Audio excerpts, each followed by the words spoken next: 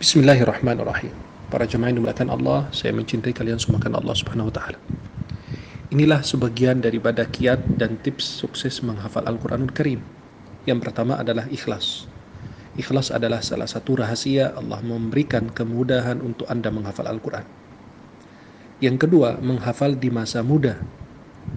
Yang ketiga, fokus kepada ayat yang Anda hafal dan Anda baca. Yang keempat, memilih waktu menghafal Al-Quran.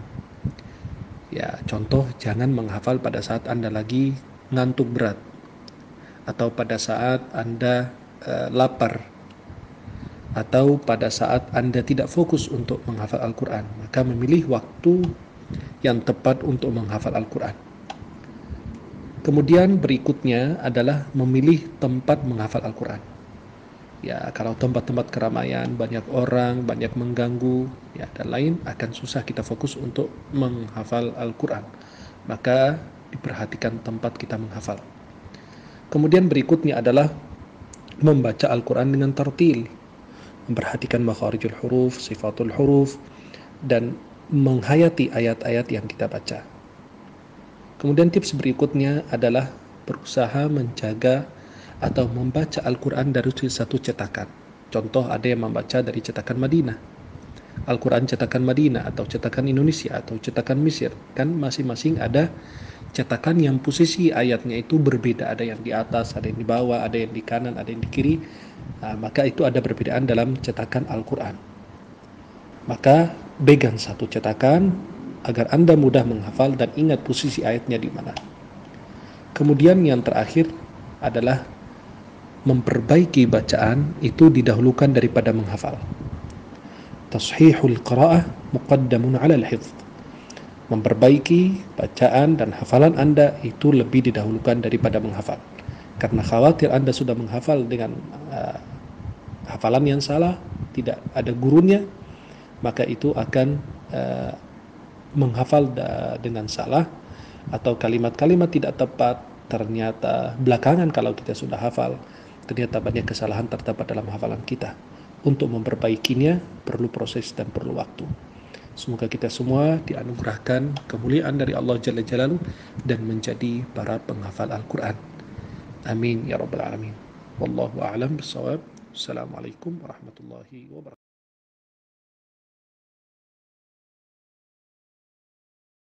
أعوذ بالله من الشيطان الرجيم فجعل منه الزوجين الذكر والأنثى أليس ذلك بقادر على أن يحيي الموتى.